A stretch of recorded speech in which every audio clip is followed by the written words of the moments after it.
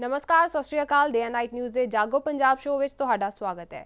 ਸਾਨੂੰ ਦੇਖ ਰਹੇ ਨਾਰਥ ਅਮਰੀਕਾ ਦੇ ਗਲੋਬਲ ਪੰਜਾਬ ਅਤੇ ਯੂਰਪ ਦੇ ਸੰਗਤ ਟੀਵੀ ਦੇ ਦਰਸ਼ਕਾਂ ਦਾ ਵੀ ਅਸੀਂ ਸਵਾਗਤ ਕਰਦੇ ਹਾਂ। ਨੌਜਵਾਨ ਕਿਸੇ ਵੀ ਦੇਸ਼ ਦੀ ਰੀੜ੍ਹ ਦੀ ਹੱਡੀ ਮੰਨੇ ਜਾਂਦੇ ਨੇ। ਨੌਜਵਾਨ ਹੀ ਨੇ ਜਿਨ੍ਹਾਂ ਵਿੱਚ ਜੋਸ਼ ਹੈ ਅਤੇ ਕੁਝ ਕਰਨਾ ਚਾਹੁੰਦੇ ਨੇ। ਇਸੇ ਕਰਕੇ ਹਰ ਸਾਲ ਇੰਟਰਨੈਸ਼ਨਲ ਯੂਥ ਡੇ ਵੀ ਮਨਾਇਆ ਜਾਂਦਾ ਹੈ। ਪਰ ਅੱਜ ਕੱਲ੍ਹ ਨੌਜਵਾਨ ਪੀੜ੍ਹੀ ਕੁਰਾਹੇ ਪੈ ਰਹੀ ਹੈ। ਪੰਜਾਬ ਦੇ ਬਹੁਤੇ ਨੌਜਵਾਨ ਜਾਂ ਤਾਂ ਵਿਦੇਸ਼ਾਂ ਵਿੱਚ ਜਾ ਵਸੇ ਨੇ ਜਾਂ ਫਿਰ ਨਸ਼ੇ ਦੇ ਦਲਦਲ ਵਿੱਚ ਫਸੇ ਹੋਏ ਨੇ। ਦੇਸ਼ ਦੇ ਵਿਕਾਸ ਵਿੱਚ ਅਹਿਮ योगदान पाउण वाली इस नौजवान पीढ़ी नूं आखिर राह कौन दिखाएगा। इस मुद्दे ते चर्चा करन लई अज साडे स्टूडियो विच मौजूद ने हिंदुस्तान स्टूडेंट्स एसोसीएशन दे आगू कुलदीप शौरान अते स्टूडेंट फेडरेशन ऑफ इंडिया दे आगू लवनीत ठाकुर। लवनीत जी, सब तो पहला तुहाडे तो यही जानना चाहांगे कि अजकल जिहड़ी नौजवान पीढ़ी कुराहे पै रही है, बुरे रंग संगत दे विच पै रही है, उसदे तुहानूं की कारण लगदे ने कि सिੱਖਿਆ किते ना किते इसदा एक कारण है? देखिए मैडम, सब तो पहला तो यह है कि जो जिन्ना कंट्रीब्यूशन होना चाहिए नौजवानों ਨੂੰ उन्ना स्पेस नहीं मिल रहा। जिद्दां कि मुल्क की 34% ਜਿਹੜੀ लोग ने वो नौजवान ने ਤੇ देश ਦਾ सब दुनिया का सब तो यंग नेशन ਸਾਨੂੰ ਮੰਨਿਆ ਜਾਂਦਾ ਹੈ क्योंकि 34% लोग 2000 सन ਵਿੱਚ ਬ੍ਰਾਜ਼ੀਲ, ਚਾਈਨਾ ਤੇ ਇਹਨਾਂ 'ਚ 34% ਲੋਕ ਜਿਹੜੇ ਨੌਜਵਾਨ ਸੀਗੇ ਇੰਡੀਆ 'ਚ ਤੇ 2020 ਆਉਣ ਤੱਕ ਸਾਰੇ ਮੁਲਕ ਬਾਕੀ ਮੁਲਕਾਂ 'ਚ ਕਿਤੇ 28% ਰਹਿ ਜਾਣਗੇ, ਕਿਤੇ 31% ਰਹਿ ਜਾਣਗੇ, ਪਰ ਭਾਰਤ ਵਿੱਚ 34% ਹੀ ਰਹਿਣਗੇ। ਤਾਂ ਸਭ ਤੋਂ ਜੋ ਯੰਗ ਨੇਸ਼ਨ ਹੈ ਸਾਨੂੰ ਮੰਨਿਆ ਜਾਂਦਾ ਹੈ। ਪਰ ਇਹਦੇ ਉਲਟ ਕੀ ਨੌਜਵਾਨਾਂ ਨੂੰ ਕੀ ਸਿੱਖਿਆ ਕਿਸ ਤਰ੍ਹਾਂ ਦੀ ਮਿਲ ਰਹੀ ਹੈ, ਉਹਦੇ ਕੁਝ ਆંકੜੇ ਆ। ਜਿੱਦਾਂ OECD ਇੱਕ ਸੰਸਥਾ ਹੈ, ਉਹਨਾਂ ਨੇ ਕੁਝ ਆંકੜੇ ਦਿੱਤੇ ਹੈ ਕਿ ਸਾਡੇ ਕੋਲ ਤਕਰੀਬਨ 530 ਯੂਨੀਵਰਸਿਟੀਆਂ ਦੇਸ਼ 'ਚ, 26000 ਕਾਲਜ ਤੇ 3500 ਇੰਜੀਨੀਅਰਿੰਗ ਕਾਲਜ ਹੈ। ਤੇ ਇਹਨਾਂ ਵਿੱਚੋਂ ਕੋਈ ਵੀ ਇਹੋ ਜਿਹਾ ਸੰਸਥਾਨ ਨਹੀਂ ਜਿਹੜੀਆਂ ਦੁਨੀਆ ਦੇ ਟੌਪ 300 ਚੋਂ ਆਉਂਦਾ ਹੈ। ਤੇ ਇਸ ਤਰ੍ਹਾਂ ਦੀ ਜੇ ਅਸੀਂ ਐਜੂਕੇਸ਼ਨ ਅਸੀਂ ਦੇ ਰਹੇ ਹਾਂ ਤੇ ਸਾਡੇ ਪੂਰੇ ਸਰਕਾਰੀ ਸਕੂਲਾਂ 'ਚ, ਸਾਰੀ ਇੰਡੀਆ ਦੇ ਸਰਕਾਰੀ ਸਕੂਲਾਂ 'ਚ ਸਿਰਫ 7% ਇਹੋ ਜਿਹੇ ਸਰਕਾਰੀ ਸਕੂਲ ਨੇ ਜਿਨ੍ਹਾਂ 'ਚ ਕੰਪਿਊਟਰ ਨੇ। ਤਾਂ ਇਸ ਤਰ੍ਹਾਂ ਦਾ ਜੇ ਐਜੂਕੇਸ਼ਨ ਆਪਾਂ ਸਿਸਟਮ ਦੇ ਰਹੇ ਹਾਂ ਉਹਨਾਂ ਨੂੰ, ਅੱਜ 2001 'ਚ ਜਾ ਕੇ ਅਸੀਂ ਸਰਵ ਸਿੱਖਿਆ ਅਭਿਆਨ ਸ਼ੁਰੂ ਕੀਤਾ, ਫਿਰ 2009 'ਚ ਜਾ ਕੇ ਅਸੀਂ ਰਾਈਟ ਟੂ ਐਜੂਕੇਸ਼ਨ ਸ਼ੁਰੂ ਕੀਤਾ 2009 'ਚ। ਉਸ ਤੋਂ ਬਾਅਦ ਅੱਜ 2013 ਹੈ ਤੇ ਅੱਜ ਵੀ ਸਾਡੇ ਬੱਚੇ ਮਿਡ ਡੇ ਮੀਲ ਨਾਲ ਮਰ ਰਹੇ ਨੇ। ਤਾਂ ਇਸ ਤੋਂ ਸਾਨੂੰ ਮਤਲਬ ਨਜ਼ਰ ਆਉਂਦਾ ਵੀ ਸਾਡਾ ਕਿੰਨਾ ਕੁ ਧਿਆਨ ਉਹਨਾਂ 'ਤੇ ਹੈ। ਤੇ ਅਸੀਂ ਹਾਰਡਲੀ ਬਜਟ ਦਾ, ਆਪਣੇ ਟੋਟਲ ਬਜਟ ਦਾ 2% ਹਿੱਸਾ ਜਿਹੜਾ ਖਰਚ ਕਰਦੇ ਹਾਂ ਐਜੂਕੇਸ਼ਨ 'ਤੇ। ਤੇ ਪਿਛਲੇ 4-5 ਸਾਲਾਂ 'ਚ 48000 ਕਰੋੜ ਰੁਪਈਆ ਖਰਚਿਆ ਹੈ ਭਾਰਤ ਸਰਕਾਰ ਨੇ ਐਜੂਕੇਸ਼ਨ ਦੇ ਉੱਤੇ। ਤੇ 2.5 ਲੱਖ ਕਰੋੜ ਰੁਪਏ ਦਾ ਤਾਂ ਇੱਕੋ ਸਕੈਮ ਹੋ ਗਿਆ। ਤੇ ਜਿੰਨਾ ਅਸੀਂ ਮਤਲਬ 10-15-20 ਸਾਲਾਂ 'ਚ ਪੜ੍ਹਨਾ ਸੀਗਾ ਉਹ ਇੱਕ ਸਕੈਮ 'ਚ ਹੀ ਸਾਡਾ ਚਲੇ ਜਾਂਦਾ। ਤੇ ਇਸ ਤੋਂ ਕਲੀਅਰ ਹੈ ਸਿਚੁਏਸ਼ਨ ਪੇ ਸਾਨੂੰ ਕਿਸ ਤਰ੍ਹਾਂ ਦਾ ਸਾਡਾ ਵਜੂਦ ਹੈ। ਅਨਇੰਪਲੋਇਮੈਂਟ ਦੀ ਗੱਲ ਲੈ ਲਈਏ ਤਾਂ 18 ਤੋਂ ਕੁਛ ਆંકੜੇ ਨੇ, 18 ਤੋਂ 50 ਸਾਲ ਦੇ 30 ਕਰੋੜ ਲੋਕ ਅਨਇੰਪਲੋਇਡ ਨੇ। ਤੇ ਪੰਜਾਬ ਵਿੱਚ 47 ਲੱਖ ਉਹ ਲੋਕ ਨੇ ਜਿਨ੍ਹਾਂ ਨੇ ਆਪਣੇ ਆਪ ਨੂੰ ਦਰਜ ਕਰਵਾਇਆ ਕਿ ਮੈਂ ਬੇਰੁਜ਼ਗਾਰ ਹੈਗਾ, ਜਿਹੜੇ ਰਜਿਸਟਰ ਹੁੰਦੇ ਉਹਨਾਂ 'ਤੇ। ਤੇ 1 ਕਰੋੜ ਤੋਂ ਜ਼ਿਆਦਾ ਜੇ ਆਪਾਂ ਪ੍ਰਾਈਵੇਟ ਡਾਟੇ ਲੈ ਲਈਏ ਤਾਂ 1 ਕਰੋੜ 27 ਲੱਖ ਲੋਕ ਜਿਹੜੇ ਨੇ ਉਹ ਬੇਰੁਜ਼ਗਾਰ ਨੇ। ਕੁਲਦੀਪ ਜੀ, ਇਹਨਾਂ ਨੇ ਸਿੱਖਿਆ ਦੀ ਗੱਲ ਕੀਤੀ ਹੈ ਤੇ ਉਸ ਤੋਂ ਇਲਾਵਾ ਬੇਰੁਜ਼ਗਾਰੀ ਦੀ ਵੀ ਗੱਲ ਕੀਤੀ ਹੈ। ਤੇ ਹੁਣ ਆਪਾਂ ਜੇ ਸਿਆਸਤ ਦੀ ਗੱਲ ਕਰੀਏ ਤਾਂ ਨੌਜਵਾਨ ਪੀੜ੍ਹੀ ਸਿਆਸਤ ਦੇ ਵਿੱਚ ਵੀ ਆਪਣਾ ਹੱਥ ਅਜ਼ਮਾ ਰਹੀ ਹੈ। ਤੁਸੀਂ ਵੀ ਵਿਦਿਆਰਥੀ ਆਗੂ ਜੇ, ਤੇ ਇਸ ਦੌਰਾਨ ਕੀ ਲੱਗਦਾ ਕਿ ਉਸ ਪੱਧਰ ਤੇ ਕਿੰਨਾ ਕੁ ਵਿਕਾਸ ਕਰ ਸਕਦੇ ਨੇ ਸਿਆਸਤ ਦੇ ਵਿੱਚ ਆ ਕੇ ਨੌਜਵਾਨ ਪੀੜ੍ਹੀ ਕੀ ਕੁਝ ਕਰ ਸਕਦੀ ਹੈ? पॉलिटिक्स में यूथ की पार्टिसिपेशन बहुत ज़्यादा ज़रूरी है। अगर जब वोटिंग राइट देखे जाए तो यूज करने में आज सबसे ज़्यादा यूथ ही जाता है पार्टिसिपेशन करने। लेकिन जहाँ आगे दावेदारी की बात आती है MP के लिए, MLA के लिए, तो हमें मौका मिलता ही नहीं है। वहाँ पे भी परिवारवाद आ जाता है। जो यूथ आगे आता है उसमें सिर्फ फैमिली बैकग्राउंड देखा जाता है, या तो ज़्यादा पैसे वाला होता है या न किसी मिनिस्टर का, एक्स MP का किसी का रिश्तेदार होता है, बेटा होता है, पोता होता है। तो इसलिए यूथ को तो मौका मिल ही नहीं पा रहा है। यही वजह यूथ ज़्यादा पिछड़ता हुआ जा रहा है। अगर हमें मौका दिया जाए सारी जगह, अब आपने भीड़ जुटानी है, आपने अवेयरनेस लेके आनी है पार्टी के बारे में किसने क्या किया, तो उसमें यूथ को आगे लेके आते हैं। जब आती है सीट मिलने की बारी तो मुश्किल से हार्डली, हरियाणा में पिछले साल पिछली योजना में हुआ था 90 MLA की सीट थी, सिर्फ 4 यूथ को दी गई थी। क्या 90 में से सिर्फ 4 यूथ आ सकते हैं और आ ही नहीं सकते? और आप आगे जाके देखो तो अगुवाई में, सरकार की अगुवाई में जितने भी जो भी अवेयरनेस कैंपेनिंग है, रैलियाँ जुटानी है, भीड़ जुटानी है, तो उसमें सबसे ज़्यादा यूथ को बुलाया जाता है, यूथ को मौका दिया जाता है। लेकिन जहाँ पे बारी आती है भाई पार्टिसिपेशन की पॉलिटिक्स में, लेकिन वहाँ पे उनको बैक फुट पे लाया जाता है। ਤੁਸੀਂ ਰੈਲੀਆਂ ਦੀ ਗੱਲ ਕੀਤੀ ਹੈ ਤੇ ਰੈਲੀਆਂ ਬਾਰੇ ਮੈਂ ਤੁਹਾਨੂੰ ਕਹਿਣਾ ਚਾਹੂੰਗੀ ਕਿ ਜਿਵੇਂ ਅੰਨਾ ਹਜ਼ਾਰੇ ਨੇ ਜਿਹੜਾ ਇੱਕ ਪ੍ਰੋਟੈਸਟ ਕੀਤਾ ਸੀ, ਸੰਘਰਸ਼ ਕੀਤਾ, ਨੌਜਵਾਨ ਪੀੜ੍ਹੀ ਦਾ ਉਸ ਦੇ ਵਿੱਚ ਅਹਿਮ ਯੋਗਦਾਨ ਰਿਹਾ। ਨੌਜਵਾਨ ਪੀੜ੍ਹੀ ਰਹੀ ਉੱਥੇ, ਇੰਨਾ ਉਹਨਾਂ ਨੇ ਸਰਕਾਰ ਨੂੰ ਮਜਬੂਰ ਕਰ ਦਿੱਤਾ ਕਿ ਲੋਕਪਾਲ ਬਿੱਲ ਨੂੰ ਸੰਸਦ ਦੇ ਵਿੱਚ ਉਹ ਮੁੱਦਾ ਗੂੰਜਿਆ। ਤਾਂ ਮਤਲਬ ਹੈ ਕਿ ਨੌਜਵਾਨ ਪੀੜ੍ਹੀ ਕਾਫੀ ਅਹਿਮ ਯੋਗਦਾਨ ਨਿਭਾਉਂਦੀ ਹੈ ਰੈਲੀ ਦੇ ਵਿੱਚ। हाँ, मैं मानता हूँ ये। ਤੇ ਇਸੇ ਤਰ੍ਹਾਂ ਹੀ ਇੱਕ ਦਾਮਿਨੀ ਵਾਲਾ ਬਿੱਲ ਸੀ ਲਵਨੀਤ ਜੀ, ਤੁਹਾਡੇ ਤੋਂ ਜਾਨਣਾ ਚਾਹਾਂਗੇ, ਜਿਵੇਂ ਦਾਮਿਨੀ ਗੈਂਗ ਰੇਪ ਦਿੱਲੀ ਦੇ ਵਿੱਚ ਜਿਹੜਾ ਹੋਇਆ, ਉਸ ਦੇ ਵਿੱਚ ਵੀ ਨੌਜਵਾਨ ਪੀੜ੍ਹੀ ਨੇ ਅਹਿਮ ਯੋਗਦਾਨ ਪਾਇਆ। ਉੱਥੇ ਯੁਵਾ ਪੀੜ੍ਹੀ ਸੀ ਜਿਹੜੀ ਸਭ ਤੋਂ ਵੱਧ ਅੱਗੇ ਆਈ, ਦੇਸ਼ ਭਰ ਦੇ ਵਿੱਚ ਪ੍ਰੋਟੈਸਟ ਹੋਇਆ ਤੇ ਸਰਕਾਰ ਤੱਕ ਮਜਬੂਰ ਹੋ ਗਈ, ਤੇ ਪਰ ਫਿਰ ਵੀ ਦੇਖਿਆ ਜਾਏ ਤਾਂ ਹਲੇ ਵੀ ਲੜਕੀਆਂ ਸੁਰੱਖਿਅਤ ਨਹੀਂ ਹੈਗੀਆਂ। ਤੇ ਹੋਰ ਕੀ ਕੁਝ ਨੌਜਵਾਨ ਪੀੜ੍ਹੀ ਨੂੰ ਇਸ ਤੋਂ ਇਲਾਵਾ ਹੋਰ ਕੀ ਕਰਨਾ ਚਾਹੀਦਾ? ਸਿਰਫ ਸੰਘਰਸ਼ ਦੇ ਦਮ ਤੇ ਹੀ ਕੀ ਇਹ ਸਭ ਕੁਝ ਹੋ ਸਕਦਾ? ਦੇਖੋ ਮੈਡਮ, ਸਭ ਤੋਂ ਵੱਡੀ ਗੱਲ ਹੈ ਤੁਸੀਂ ਜਿਹੜਾ ਸਵਾਲ ਚੱਕਿਆ ਵੀ ਰਾਜਨੀਤੀ 'ਚ ਕਿਉਂ ਨਹੀਂ ਆ ਰਹੇ। ਰਾਜਨੀਤੀ 'ਚ ਯੁਵਾ ਜਦ ਤਦ ਆਊਗਾ ਜਦ ਉਹਦੇ ਕੋਲ ਸੋਚਣ ਦਾ ਸਮਾਂ, ਉਹਦੇ ਕੋਲ ਪ੍ਰੋਪਰ ਸਪੇਸ।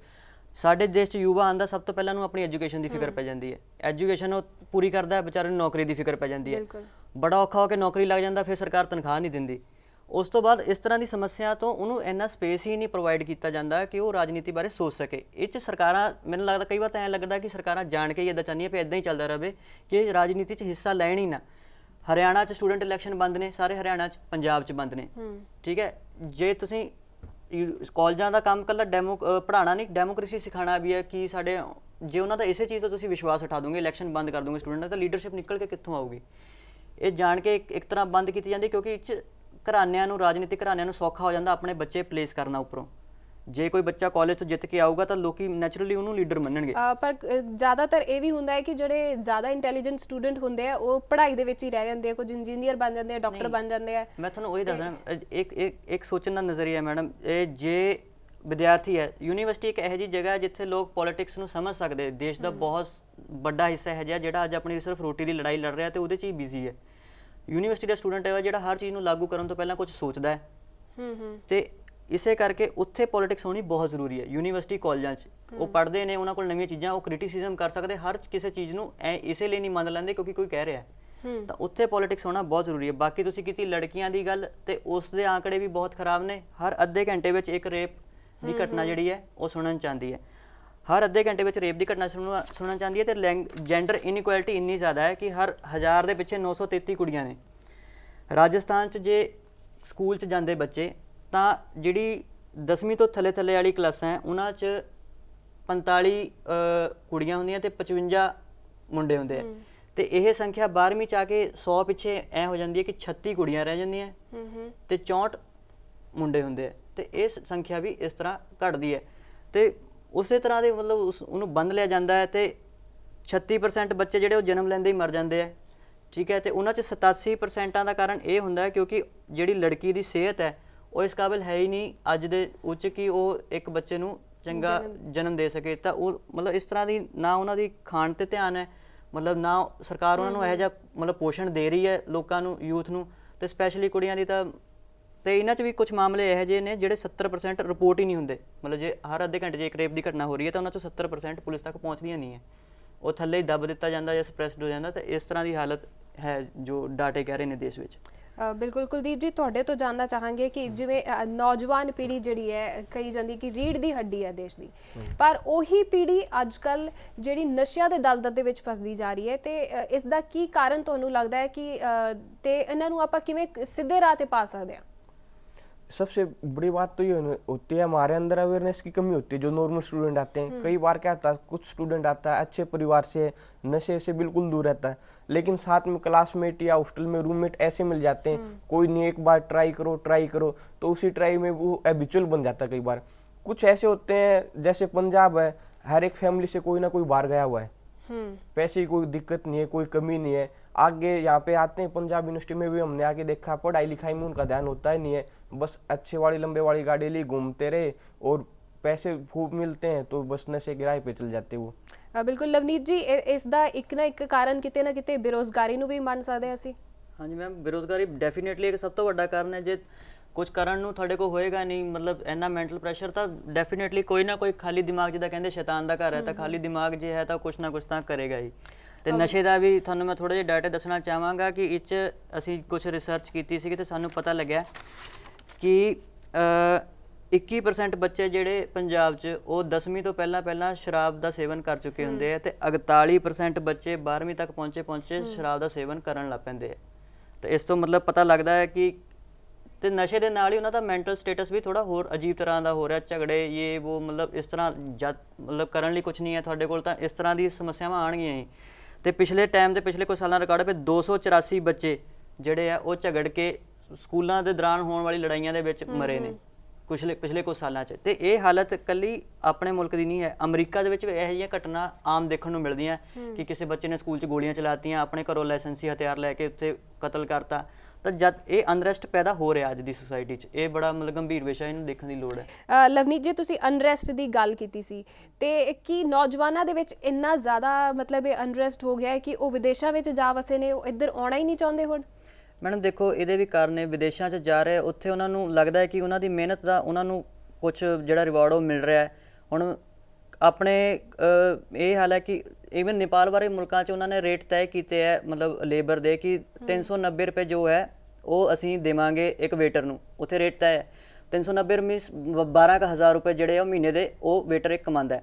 ਤੇ ਅਸੀਂ ਆਪਣੇ ਇੱਥੇ ਟੀਚਰ ਨੂੰ ਦੇ ਰਹੇ 5,500 ਰੁਪਏ, ਉਹ ਵੀ ਅਸੀਂ ਨੂੰ ਮਤਲਬ ਠੇਕੇ ਤੇ ਰੱਖਿਆ ਹੋਇਆ। ਤੇ ਇਸ ਤਰ੍ਹਾਂ ਦਾ ਜੇ ਰਵੱਈਆ ਰਹੇਗਾ ਸਰਕਾਰਾਂ ਦਾ ਨੌਕਰੀਆਂ ਦੇ ਉੱਤੇ, ਨੌਕਰੀਆਂ ਤਾਂ ਇੱਕ ਤਰ੍ਹਾਂ ਜਿੱਦਾਂ ਉਹ ਭੁੱਲ ਹੀ ਗਏ ਨੇ। ਕਿਸੇ ਵੀ ਪਾਰਟੀ ਦਾ ਮੈਨੀਫੈਸਟੋ ਜਾਰੀ ਹੁੰਦਾ ਤਾਂ ਉਹ 'ਚ ਇਹ ਦੱਸਿਆ ਜਾਂਦਾ ਵੀ ਬੇਰੋਜ਼ਗਾਰੀ ਭੱਤਾ ਇੰਨਾ ਹੋਊਗਾ। ਤਾਂ ਇਹ ਇਸ ਤਰ੍ਹਾਂ ਦੀ ਫੀਲਿੰਗ ਆਉਂਦੀ ਹੈ ਕਿ ਨੌਕਰੀ ਬਾਰੇ ਤਾਂ ਤੁਸੀਂ ਗੱਲ ਹੀ ਨਾ ਕਰੋ, ਅੱਗੇ ਆਓ ਬੇਰੋਜ਼ਗਾਰੀ ਭੱਤੇ ਤੇ ਆਓ, ਫਿਰ ਅਸੀਂ ਇੱਥੇ ਗੱਲ ਕਰਾਂਗੇ ਬੇਰੋਜ਼ਗਾਰੀ ਭੱਤਾ ਕਿੰਨਾ ਹੋਊਗਾ। ਤਾਂ ਨੌਕਰੀ ਦਾ ਤਾਂ ਜਿਸ ਤਰ੍ਹਾਂ ਕੁਛ ਮਤਲਬ ਹੈ ਹੀ ਨਹੀਂ, ਸੁਣਨ 'ਚ ਹੀ ਨਹੀਂ ਆਈ, ਬਹੁਤ ਪੁਰਾਣੀ ਚੀਜ਼ ਹੋ ਚੁੱਕੀ, ਇਸ ਤਰ੍ਹਾਂ ਦਾ ਰੁਝਾਨ ਹੈ। ਕੁਲਦੀਪ ਜੀ, ਕੀ ਤੁਸੀਂ ਵੀ ਇਸੇ ਗੱਲ ਤੋਂ ਅਗਰੀ ਕਰਦੇ ਹੋ ਕਿ ਸਾਡੇ ਲਈ ਵਿਦੇਸ਼ਾਂ ਦੇ ਵਿੱਚ ਜ਼ਿਆਦਾ ਮੌਕੇ ਨੇ ਤੇ ਵਿਦੇਸ਼ਾਂ ਦੇ ਵਿੱਚ ਹੀ ਨੌਜਵਾਨ ਰਹਿਣੇ ਚਾਹੀਦੇ, ਉਹਨਾਂ ਨੂੰ ਇੱਧਰ ਆ ਕੇ ਕੰਮ ਨਹੀਂ ਕਰਨਾ ਚਾਹੀਦਾ, ਕਿਉਂਕਿ ਜੇ ਉੱਥੇ ਵਿਕਾਸ ਹੋ ਰਿਹਾ ਤਾਂ ਉਹ ਵਿਕਾਸ ਇੱਥੇ ਵੀ ਤਾਂ ਹੋ ਸਕਦਾ है भारत ਦੇ ਵਿੱਚ? नहीं, विकास हो सकता है, लेकिन जो मैन विंग नेचर होता है वो पहले क्या सोचते हैं, पहले पुराने टाइम पे बात आती थी नेशनलिज्म की, लेकिन आजकल कुछ नहीं। आज सबसे पहले अपना देखते हैं लोग, हमारा क्या वहाँ पे जाते हैं, उनको अच्छा पैकेज मिलता है, फैसिलिटी ज़्यादा है। सबसे मेन बात होती है फैसिलिटी वहाँ पे बहुत ज़्यादा है, इंडिया में वो प्रोवाइड नहीं करवाई जाती। और वही कंपनी है जो फॉरेन कंपनी है, हमारे यहाँ से स्टूडेंट है उनको यहाँ से प्लेस करके लेके जाती है, आउटसोर्स करके फैसिलिटी लेती है हमारी कंट्री से। और सबसे ज़्यादा इंडिया ही ऐसा कंट्री है आउटसोर्सिंग के थ्रू फैसिलिटी प्रोवाइड करवा रहा है फॉरेन कंट्री को, लेकिन हमारे देश में हमें मौके नहीं मिल रहे। ऐसी क्या कमी है हमारे अंदर?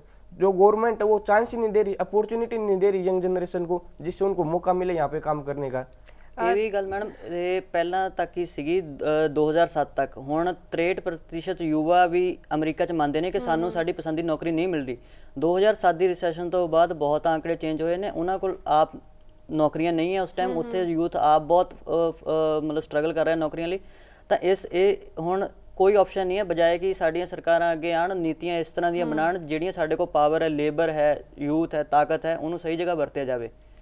ਤੇ ਪਰ ਜਿਹੜੀ ਅੱਜ ਕੱਲ੍ਹ ਨੌਜਵਾਨ ਪੀੜ੍ਹੀ ਹੈ ਉਹ ਜ਼ਿਆਦਾਤਰ ਐਜੂਕੇਸ਼ਨ 'ਤੇ ਹੀ ਫੋਕਸ ਕਰ ਰਹੀ ਹੈ, ਤੇ ਖੇਤੀ ਵਰਗੇ ਜਿਹੜੇ ਕੰਮ ਹੈ ਉਹਨਾਂ ਤੋਂ ਕਹਿ ਰਹੇ ਕਿ ਨਹੀਂ ਇਹ ਕੰਮ ਸਾਡੇ ਲੈਵਲ ਦਾ ਨਹੀਂ ਹੈ। ਕਿਤੇ ਨਾ ਕਿਤੇ ਇਹ ਨਹੀਂ ਲੱਗਦਾ ਕਿ ਨੌਜਵਾਨ ਪੀੜ੍ਹੀ ਨੂੰ ਸਾਡੇ ਖੇਤੀ ਵਾਲੇ ਕੰਮਾਂ 'ਚ ਵੀ ਜਾਣਾ ਚਾਹੀਦਾ, ਕਿਉਂਕਿ ਇਹ ਕਈ ਸਾਲਾਂ ਤੋਂ ਸਾਡਾ ਇਹ ਖਿੱਤਾ ਰਿਹਾ?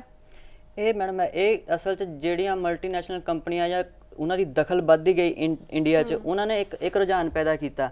ਜਿੱਦਾਂ ਪਿੱਛੇ ਇੱਕ ਦੌਰ ਆਇਆ ਕਿ ਕੰਪਿਊਟਰ ਐਜੂਕੇਸ਼ਨ ਵੱਲ ਲੋਕਾਂ ਦਾ ਬਹੁਤ ਰੁਝਾਨ ਰਿਹਾ, ਉਹ ਇਸ ਤਰ੍ਹਾਂ ਦਾ ਰੁਝਾਨ ਜਾਣ ਕੇ ਪੈਦਾ ਕਰਦੇ ਆ ਤਾਂ ਕਿ ਬੱਚੇ ਉਹਨਾਂ ਵੱਲ ਆਕਰਸ਼ਿਤ ਹੋਣ, ਉਸ ਤਰ੍ਹਾਂ ਦੇ ਕੋਰਸਿਸ ਕਰਨ ਤੇ ਉਹਨਾਂ ਨੂੰ ਲੇਬਰ ਮਿਲਦੀ ਰਹੇ। ਜੇ ਉਹ ਐਗਰੀਕਲਚਰ ਨੂੰ ਪ੍ਰਮੋਟ ਕਰਨਗੇ ਤਾਂ ਉਹਨਾਂ ਨੂੰ ਕੀ ਉਸ 'ਚ ਫਾਇਦਾ ਹੋਏਗਾ? ਉਹ ਇਹ ਜਾਣਬੁੱਝ ਕੇ ਇਸ ਤਰ੍ਹਾਂ ਦੀਆਂ ਮਤਲਬ ਲੁਭਾਵਨੇ ਪਹਿਲੇ ਜੋ ਲੋਕ ਗਏ ਉਹਨਾਂ ਨੇ ਕਾਫੀ ਅੱਛੇ ਪੈਕੇਜ ਦਿੱਤੇ ਉੱਥੇ ਉਹਨਾਂ ਨੂੰ, ਤੇ ਇੱਕ ਇਹੋ ਜਿਹਾ ਰੁਝਾਨ ਬਣਾਇਆ ਵੀ ਐਗਰੀਕਲਚਰ ਕੀ ਕਰਨਾ, ਤੁਸੀਂ ਮਿੱਟੀ ਨਾਲ ਮਿੱਟੀ ਹੋ ਕੇ ਮਤਲਬ ਸਾਡੇ ਕੋਲ ਆਓ ਮਤਲਬ ਤੇ ਅਸੀਂ ਪੇ ਕਰ ਰਹੇ ਹਾਂ। ਜਦ ਕਿ ਕੁਛ ਦੇਸ਼ ਹੁੰਦੇ ਆ ਜਿਨ੍ਹਾਂ ਦੀ ਕੁਛ ਸਪੈਸ਼ਲਿਟੀਜ਼ ਹੁੰਦੀਆਂ, ਉਹਨਾਂ ਦੀ ਮਤਲਬ ਬੈਕਬੋਨ ਹੁੰਦੇ ਆ। ਕਿਊਬਾ 'ਚ ਗੰਨੇ ਨੂੰ ਲੈ ਕੇ ਸਾਰਾ ਕੁਝ ਹੁੰਦਾ, ਉਹ ਸਾਰਾ ਚੀਜ਼ ਮਤਲਬ ਗੰਨੇ ਦੀ ਖੇਤੀ ਤੇ ਹੈ, ਤੇ ਉਹ ਇਸ ਚੀਜ਼ ਤੇ ਮਾਣ ਕਰਦੇ ਨੇ। ਇੱਦਾਂ ਹੀ ਸਾਡੇ ਕੋਲ ਖੇਤੀ ਹੈ, ਸਾਡੇ ਕੋਲ ਦੁੱਧ ਦਾ ਵਪਾਰ ਹੈ, ਤੇ ਸਾਨੂੰ ਇਸ ਚੀਜ਼ ਤੇ ਇਹ ਸਾਡੀ ਬੈਕਬੋਨ ਹੈ, ਸਾਨੂੰ ਇਹ ਨਹੀਂ ਛੱਡਣੀ ਚਾਹੀਦੀ। ਤੇ ਇਹ ਸਾਨੂੰ 1947 ਤੋਂ ਲੈ ਕੇ 1990-95 ਤੱਕ ਸਾਨੂੰ ਸਿਰਫ ਖੇਤੀ ਨੇ ਹੀ ਅੱਗੇ ਤੱਕ ਲਿਆ ਹੈ। ਤੇ ਉਸ ਦੌਰਾਨ ਡਿਵੈਲਪਮੈਂਟ ਕਿਤੇ ਜ਼ਿਆਦਾ ਹੋਈ ਸੀ ਬਜਾਏ ਕਿ 1992 ਤੋਂ ਬਾਅਦ ਜਿਹੜੀ ਗਲੋਬਲਾਈਜੇਸ਼ਨ ਹੋਈ ਹੈ ਉੱਚ। ਤੇ ਜੋ ਸਾਡੀ ਚੀਜ਼ ਹੈ, ਜੋ ਸਾਡਾ ਮੁੱਖ ਕਿੱਤਾ ਹੈ ਜਿਹ 'ਚ ਅਸੀਂ ਹੁਨਰਮੰਦ ਨੇ, ਸਾਡੇ ਕਿਸਾਨਾਂ ਨੇ ਜਾ ਕੇ ਕੈਨੇਡਾ 'ਚ ਵੀ ਲੋਕਾਂ ਨੂੰ ਖੇਤੀ ਸਿਖਾਈ ਹੈ, ਇੰਗਲੈਂਡ 'ਚ ਵੀ ਸਿਖਾਈ ਹੈ, ਗੁਜਰਾਤ ਵਰਗੇ ਜ਼ਮੀਨਾਂ 'ਚ ਵੀ ਖੇਤੀ ਕੀਤੀ ਹੈ, ਬੰਜਰ ਜ਼ਮੀਨਾਂ 'ਤੇ ਵੀ ਸਾਡੇ ਕਿਸਾਨਾਂ ਨੇ ਉਗਾਇਆ। ਤਾਂ ਸਾਨੂੰ ਜਿਸ ਚੀਜ਼ ਦੀ ਸਪੈਸ਼ਲਿਟੀ ਹੈ ਸਾਨੂੰ ਉਸ 'ਤੇ ਮਾਣ ਕਰਨਾ ਚਾਹੀਦਾ, ਤੇ ਯੂਥ ਨੂੰ ਵੀ ਮਾਣ ਕਰਨਾ ਚਾਹੀਦਾ। ਬਿਲਕੁਲ। ਤੇ ਕੁਲਦੀਪ ਜੀ, ਜਿਵੇਂ ਟੈਕਨੋਲੋਜੀ ਦੀ ਹੁਣ ਗੱਲ ਹੋਈ ਹੈ ਕਿ ਐਡਵਾਂਸ ਹੋ ਗਈ ਟੈਕਨੋਲੋਜੀ, ਤੇ ਆਪਾਂ ਉਹੀ ਟੈਕਨੋਲੋਜੀ ਨੂੰ ਐਗਰੀਕਲਚਰ ਦੇ ਵਿੱਚ ਵੀ ਯੂਜ਼ ਕਰ ਰਹੇ ਹਾਂ, ਕਿ ਉਸ ਦੇ ਰਾਹੀਂ ਅਸੀਂ ਖੇਤੀ ਦੇ ਵਿੱਚ ਨੌਜਵਾਨਾਂ ਨੂੰ ਲਾ ਸਕਦੇ? एग्रीकल्चर में आप कर तो रहे हो, लेकिन आप ये देखो कितने किसान लोग हैं जिनके पास सफिशिएंट जमीन है खेती करने के लिए, फैमिली है, आगे से आगे छोटी होती गई जमीन का बंटवारा होता गया।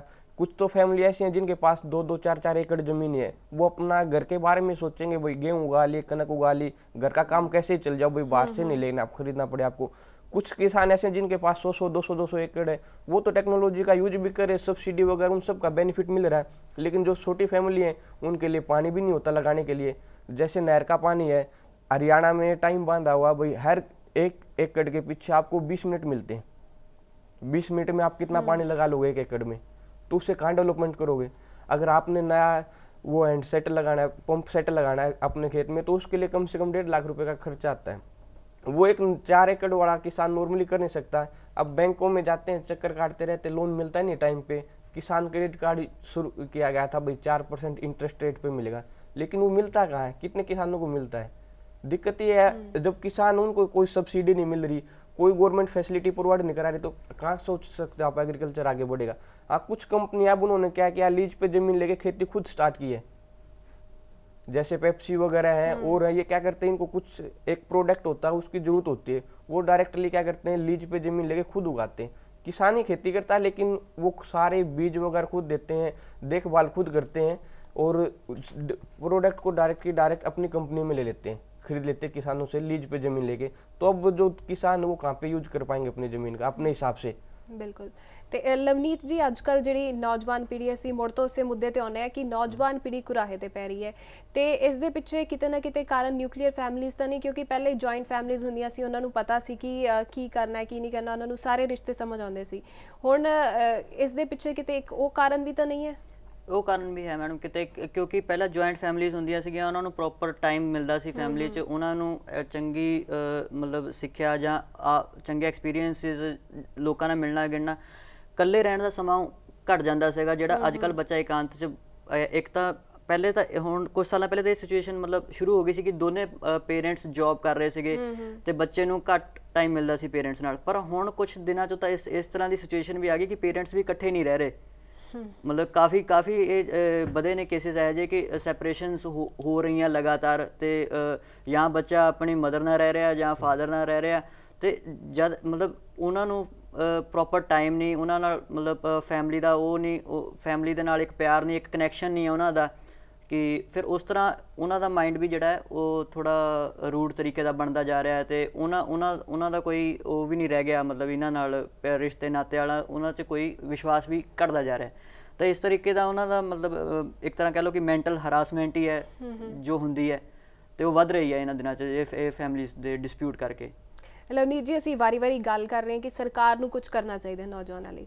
ਹੁਣ ਸਰਕਾਰ ਦੇ ਵਿੱਚ ਨੌਜਵਾਨ ਪੀੜ੍ਹੀ ਬਹੁਤ ਘੱਟ ਬੈਠੀ ਹੈ, ਤੇ ਤੁਹਾਨੂੰ ਨਹੀਂ ਲੱਗਦਾ ਕਿ ਨੌਜਵਾਨ ਪੀੜ੍ਹੀ ਨੂੰ ਉਧਰ ਜ਼ਿਆਦਾ ਆਉਣਾ ਚਾਹੀਦਾ ਸਿਆਸਤ ਦੇ ਵਿੱਚ ਆ ਕੇ, ਸੋ ਦੈਟ ਕਿ ਉਹ ਖੁਦ ਆਪਣੇ ਲਈ ਨਿਯਮ ਬਣਾਉਣ? ਹਾਂ, ਇਹ ਬਿਲਕੁਲ ਸਹੀ ਗੱਲ ਹੈ, ਕਿਉਂਕਿ ਪਹਿਲਾਂ ਵੀ ਇਹ ਇਤਿਹਾਸ ਹੈ ਕਿ ਜਿੱਥੇ ਜਿੱਥੇ ਕ੍ਰਾਂਤੀ ਹੋਈ ਹੈ, ਜਿੱਥੇ ਜਿੱਥੇ ਰੈਵੋਲੂਸ਼ਨ ਆਇਆ, ਉਹ 'ਚ ਸਭ ਤੋਂ ਵੱਡਾ ਰੋਲ ਜਿਹੜਾ ਯੂਥ ਨੇ ਨਿਭਾਇਆ, ਤੇ ਹੁਣ ਵੀ ਇੱਦਾਂ ਹੀ ਕਰਨਾ ਪਏਗਾ। ਯੂਥ ਨੂੰ ਆਪ ਅੱਗੇ ਆਉਣਾ ਪਏਗਾ, ਆਪਣੇ ਦਮ 'ਤੇ ਆਉਣਾ ਪਏਗਾ, ਕਿਸੇ ਦਾ ਪਿੱਛ ਲੱਗੂ ਬਣ ਕੇ ਜਾਂ ਕਿਸੇ ਨੂੰ ਫੋਲੋ ਮਤਲਬ ਕਰਕੇ ਜਾਂ ਪੋਲੀਟੀਕਲ ਪਾਰਟੀਆਂ ਦੇ ਝਾਂਸੇ 'ਚ ਆ ਕੇ ਇਹ ਨਹੀਂ ਹੋ ਸਕਦਾ, ਕਿਉਂਕਿ ਉਹਨਾਂ ਲਈ ਤੁਸੀਂ ਉਹ ਕਹਿੰਦੇ ਜ਼ਰੂਰ ਹੈ ਕਿ ਯੂਥ ਆਓ, ਅਸੀਂ ਯੂਥ ਨੂੰ ਬਹੁਤ ਐਪਰੀਸ਼ੀਏਟ ਕਰਾਂਗੇ, ਪਰ ਸਿਰਫ ਰੈਲੀਆਂ 'ਚ ਆਓ, ਨਾਅਰੇ ਲਾਓ, ਸਾਡੇ ਪੋਸਟਰ ਲਾਓ ਕੰਧਾਂ 'ਤੇ, ਉੱਥੇ ਤੱਕ ਹੀ ਸੀਮਿਤ ਹੈ।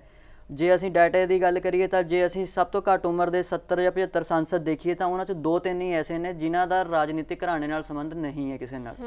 ਬਾਕੀ ਦੇ ਸਾਰੇ ਬੰਦੇ ਉਹੀ ਨੇ ਜਿਨ੍ਹਾਂ ਦਾ ਰਾਜਨੀਤਿਕ ਘਰਾਣੇ ਨਾਲ, ਚਾਹੇ ਉਹ ਸੈਂਟਰ 'ਚ ਬੈਠੇ ਰਾਹੁਲ ਗਾਂਧੀ ਹੋਣ, ਚਾਹੇ ਹਿਮਾਚਲ ਜਾਂ ਇੱਥੇ ਸੁਖਬੀਰ ਬਾਦਲ ਹੋਣ, ਜਾਂ ਹਿਮਾਚਲ 'ਚ ਅਨੁਰਾਗ ਠਾਕੁਰ ਹੋਣ, ਜਾਂ ਫਿਰ ਰਾਜਾ ਸਾਹਿਬ ਦੇ ਲੜਕੇ ਹੋਣ, ਤਾਂ ਮਤਲਬ ਹਰ ਜਗ੍ਹਾ ਉਹੀ ਟ੍ਰੈਂਡ ਹੈ, ਜਾਂ ਚੌਟਾਲਾ ਸਾਹਿਬ ਦੇ ਮੁੰਡੇ ਹੋਣ, ਇਹ ਸਾਰੇ ਦੇਸ਼ 'ਚ ਤੁਸੀਂ ਨਜ਼ਰ ਮਾਰ ਕੇ ਦੇਖਦੇ ਤਾਂ ਹਰ ਤਰਫ ਉਹੀ ਦਿਖਦਾ ਹੈ।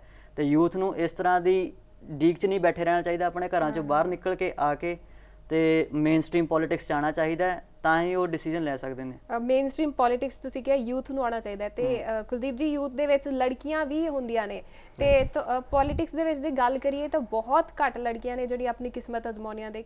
ਕੀ ਕਾਰਨ ਲੱਗਦਾ ਤੁਹਾਨੂੰ ਇਹਦਾ? कुछ तो हमारी है ना सोसाइटी की सोच ही ऐसी बनी हुई है, पॉलिटिक्स में लड़कियों को पसंद नहीं करते, लड़की आना चाहती है, लड़की के पेरेंट्स ही पसंद नहीं करते।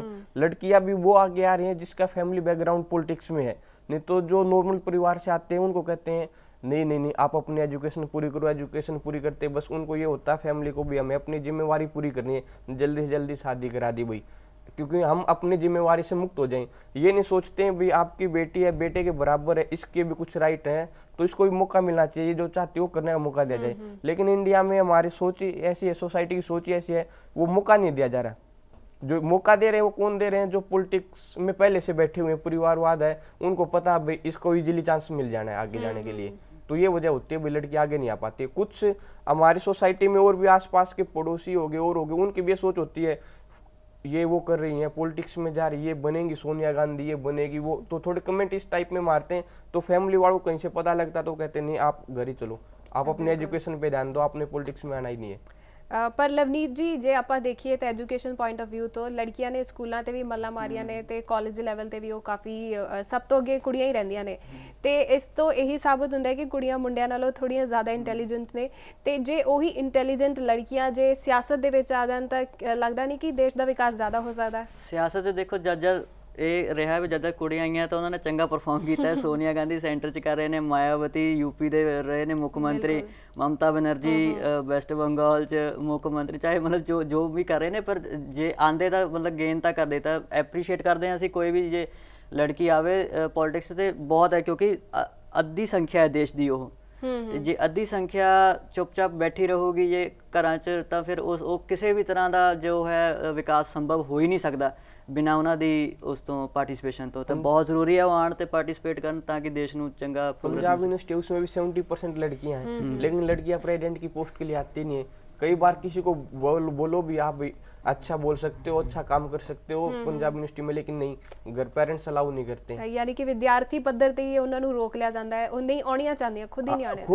नहीं, कई बार ये कहते हैं भाई फैमिली मना कर रही है, घर भी पूछते हैं लेकिन फैमिली मना कर देती है। वो कहती है नहीं हम तो यहाँ पढ़ने आए। और 70% लड़कियां हैं, लड़कियों की मेजोरिटी पंजाब यूनिवर्सिटी के इलेक्शन स्टूडेंट को जिताती है। सिर्फ एक पोस्ट दी जाती है उनको वाइस प्रेसिडेंट की, सिर्फ डमी कैंडिडेट के तौर पे, क्योंकि उसमें भी वो आगे आते ही नहीं, उनको मौका ही नहीं मिलता है। कुछ लड़ाई झगड़े आपस में इतने होते हैं पॉलिटिक्स के पंजाब यूनिवर्सिटी में भी, इसलिए फैमिली वैसे ही मना कर देती है, लड़कियां भी डर जाती नहीं लड़ाई झगड़े में नहीं पड़ना है। तो ये वजह होती है। ਲਵਨੀਤ ਜੀ ਤੁਸੀਂ ਰੈਲੀਆਂ ਦੀ ਗੱਲ ਕੀਤੀ ਸੀ ਕਿ ਜਿਹੜੇ ਆਗੂ ਨੇ ਉਹ ਜ਼ਿਆਦਾਤਰ ਅੱਜਕੱਲ ਨੌਜਵਾਨ ਪੀੜ੍ਹੀ ਨੂੰ ਸਿਰਫ ਰੈਲੀਆਂ ਤੱਕ ਹੀ ਸੀਮਿਤ ਰੱਖਣਾ ਚਾਹੁੰਦੇ ਨੇ, ਪਰ ਇਹੀ ਜਿਹੜੀਆਂ ਰੈਲੀਆਂ ਸੀ ਉਹ ਸੰਘਰਸ਼ ਦੇ ਵਿੱਚ ਤਬਦੀਲ ਹੋਈਆਂ। ਤੇ ਜਿਵੇਂ ਮੈਂ ਦਿੱਲੀ ਗੈਂਗਰੇਪ ਦੀ ਗੱਲ ਪਹਿਲੇ ਵੀ ਕੀਤੀ ਸੀ, ਅੰਨਾ ਹਜ਼ਾਰੇ ਵਾਲੀ ਵੀ ਗੱਲ ਕੀਤੀ ਸੀ, ਤੇ ਉਸੇ ਰੈਲੀਆਂ ਦੇ ਸਦਕਾ ਹੀ ਤਾਂ ਉਹ ਜਿਹੜਾ ਬਿੱਲ ਹੈ ਉਹ ਪਾਸ ਹੋਣ ਦੇ ਤੱਕ ਆ ਗਿਆ। ਰੈਲੀਆਂ ਦਾ ਮੇਰਾ ਇਹ ਭਾਵ ਸੀਗਾ ਕਿ ਯੂਥ ਆਪਣੇ ਉਹਦੇ ਟੀਚਿਆਂ ਲਈ ਇਕੱਠੇ ਹੋਣ, ਆਪਣੀ ਸਮੱਸਿਆ ਨੂੰ ਲੈ ਕੇ ਇਕੱਠੇ ਹੋਣ। ਹੁਣ ਜੇ ਕਿਸੇ ਮੁੱਖ ਮੰਤਰੀ ਦੀ ਤਾਜਪੋਸ਼ੀ ਹੋ ਰਹੀ ਹੈ ਜਾਂ ਉਪ ਮੁੱਖ ਮੰਤਰੀ ਦੀ ਤਾਜਪੋਸ਼ੀ ਹੋ ਰਹੀ ਤਾਂ ਉਹ 'ਚ ਭੀੜ ਜੁਟਾਉਣ ਲਈ ਇਕੱਠੇ ਨਾ ਹੋਣ, ਕਿਸੇ ਮਕਸਦ ਨੂੰ ਲੈ ਕੇ ਇਕੱਠੇ ਹੋਣ ਤਾਂ ਡੈਫੀਨੇਟਲੀ ਵਧੀਆ ਰਿਜ਼ਲਟ ਆਉਣਗੇ। ਇਹ ਤਾਂ ਸਿਰਫ ਮਤਲਬ ਇੰਡੀਆ ਦੀ ਗੱਲ ਹੈ ਜਿੱਥੇ ਇੰਨਾ ਸਪੇਸ ਹੈ, ਈਵਨ ਅਰਬ ਮੁਲਕਾਂ 'ਚ ਵੀ ਜਿੱਥੇ ਬਿਲਕੁਲ ਸਪੇਸ ਨਹੀਂ ਹੁੰਦਾ ਕੁਝ ਕਰਨ ਲਈ ਜਾਂ ਕੁਝ ਬੋਲਣ ਲਈ ਜਾਂ ਕੋਈ ਵਿਚਾਰ ਨਹੀਂ, ਉੱਥੇ ਵੀ ਵੱਡੇ ਰੈਵੋਲੂਸ਼ਨ ਹੋਏ, ਉੱਥੇ ਤਖਤਾ ਪਲਟ ਹੋ ਗਏ। ਤੇ ਜੇ ਅਰਬ 'ਚ ਤਖਤਾ ਪਲਟ ਹੋ ਰਹੇ ਤੇ ਅਸੀਂ ਚੁੱਪ ਕਰਕੇ ਬੈਠੇ ਹਾਂ ਤਾਂ ਇਹ ਸਾਡੇ ਯੂਥ ਲਈ ਬੜੀ ਸੋਚਣ ਦੀ ਗੱਲ ਹੈ ਕਿ ਇਹੋ ਜਿਹੀ ਜਗ੍ਹਾ 'ਤੇ ਵੀ ਸਰਕਾਰਾਂ ਬਦਲ ਹੋ ਰਹੀਆਂ ਨੇ, ਵਿਦਰੋਹ ਹੋ ਰਹੇ ਵੱਡੇ ਤਾਂ ਇਹ ਆਪਣੇ ਟਾਰਗੇਟ ਨੂੰ ਲੈ ਕੇ ਆਪਣੇ ਇਕੱਠਾ ਹੋਣ, ਉਹ ਸਭ ਤੋਂ ਵਧੀਆ ਗੱਲ ਹੈ। ਪਰ ਆਪਣੇ ਮੰਗਾਂ ਲਈ, ਆਪਣੇ ਮੁਲਕ ਲਈ, ਆਪਣੇ ਲੋਕਾਂ ਲਈ। ਤੁਹਾਨੂੰ ਕੀ ਲੱਗਦਾ ਕਿ ਹੁਣ ਇਸ ਵੇਲੇ ਕ੍ਰਾਂਤੀ ਦੀ ਲੋੜ ਹੈ, ਇੱਕ ਜਿਹੜੀ ਨੌਜਵਾਨ ਪੀੜ੍ਹੀ ਨੂੰ ਕਰਨੀ ਚਾਹੀਦੀ ਹੈ? ਨਹੀਂ, ਕ੍ਰਾਂਤੀ ਤਾਂ ਦੇਖੋ, ਮੈਂ ਕ੍ਰਾਂਤੀ ਐਸ ਸੱਚ ਉਹ ਉਸ ਤਰ੍ਹਾਂ ਦੀ ਮੈਂ ਗੱਲ ਨਹੀਂ ਕਰ ਰਿਹਾ, ਪਰ ਬਹੁਤ ਜ਼ਿਆਦਾ ਬਦਲਾਵ ਕਰਨੇ ਪੈਣੇ ਆ। ਤੇ ਇਹ ਬਦਲਾਵ ਜਿਹੜੇ ਹੋਣੇ ਇਹ ਕਿਸੇ ਨੂੰ ਦੇਖ ਕੇ ਮਤਲਬ ਕਿਸੇ ਉਡੀਕ 'ਚ ਬੈਠ ਕੇ ਨਹੀਂ ਹੋਣੇ ਕਿ ਮੈਂ ਬੈਠਾ ਹਾਂ ਤੇ ਕੁਝ ਸਰਕਾਰ ਕਰੂਗੀ ਮੇਰੀ ਨੌਕਰੀ ਦਾ ਜਾਂ ਕੁਝ ਹੋ ਜਾਊਗਾ ਜਾਂ ਕੁਝ ਐਸੇ ਡਰਾਸਟਿਕ ਚੇਂਜਸ ਆਉਣਗੇ ਕਿ ਮੈਂ ਬਿਲਕੁਲ ਵਧੀਆ ਮਤਲਬ ਸੈਟਲ ਹੋ ਜਾਊਗਾ। ਇਸ ਤਰ੍ਹਾਂ ਦਾ ਕੁਝ ਨਹੀਂ ਹੋਣ ਵਾਲਾ। ਇਸ ਤਰ੍ਹਾਂ ਦਾ ਯੂਥ ਨੇ ਆਪ ਕਰਨਾ ਹੈ ਤੇ ਮੈਂ ਇਹੀ ਸਾਰਿਆਂ ਯੂਥ ਨੂੰ ਕਹਿ ਰਿਹਾ ਕਿ ਇਹ ਆਪ ਤੁਸੀਂ ਕਰਨਾ ਹੈ, ਆਪ ਤੁਹਾਨੂੰ ਨਿਕਲਣਾ ਪੈਣਾ, ਆਪ ਸੰਘਰਸ਼ ਕਰਨਾ ਪੈਣਾ ਹੈ। ਤੇ ਬਿਲਕੁਲ ਜੀ ਲਵਨੀਤ ਜੀ, ਤੁਸੀਂ ਬਹੁਤ ਸਹੀ ਗੱਲ ਕਹੀ ਕਿ ਯੂਥ ਨੇ ਖੁਦ ਕਰਨਾ ਹੈ ਤੇ ਉਮੀਦ ਕਰਦੇ ਹਾਂ ਕਿ ਇਹ ਬਦਲਾਅ ਯੂਥ ਹੀ ਲੈ ਕੇ ਆਏਗੀ। ਤੁਸੀਂ ਸਾਡੇ ਸਟੂਡੀਓ ਦੇ ਵਿੱਚ ਆਏ, ਕੁਲਦੀਪ ਜੀ ਤੁਹਾਡਾ ਬਹੁਤ-ਬਹੁਤ ਧੰਨਵਾਦ। ਲਵਨੀਤ ਜੀ ਤੁਹਾਡਾ ਬਹੁਤ-ਬਹੁਤ ਧੰਨਵਾਦ। ਇਸ ਦੇ ਨਾਲ ਹੀ ਅੱਜ ਦਾ ਸ਼ੋਅ ਬਸ ਇੱਥੇ ਹੀ ਖਤਮ ਹੁੰਦਾ ਹੈ। ਕੱਲ੍ਹ ਇੱਕ ਨਵੀਂ ਸ਼ਖਸੀਅਤ ਅਤੇ ਇੱਕ ਨਵੇਂ ਮੁੱਦੇ ਦੇ ਨਾਲ ਮੁੜ ਹਾਜ਼ਰ ਹੋਵਾਂਗੇ। ਇਹ ਸ਼ੋਅ ਤੁਹਾਨੂੰ ਕਿਹੋ ਜਿਹਾ ਲੱਗਿਆ ਸਾਨੂੰ ਲਿਖਣਾ ਨਾ ਭੁੱਲਿਓ editor@dayandnightnews.com ਤੇ। ਮੈਨੂੰ ਇਜਾਜ਼ਤ ਦਿਓ, ਧੰਨਵਾਦ। ਖਬਰਾਂ ਦੀ ਦੁਨੀਆ ਵਿੱਚ ਆਓ, ਸਾਡੇ ਨਾਲ ਕਦੇ ਵੀ ਤੇ ਕਿਤੋਂ ਵੀ ਜੁੜੋ। ਆਪਾਂ ਮਿਲਾਂਗੇ ਫੇਸਬੁੱਕ ਤੇ, ਅਸੀਂ ਦਿਖਾਂਗੇ YouTube ਤੇ, ਸਾਨੂੰ ਫੋਲੋ ਕਰੋ ਟਵਿੱਟਰ ਤੇ। ਖਬਰਾਂ ਨਾਲ ਜੁੜੇ ਰਹੋ ਦਿਨ ਰਾਤ।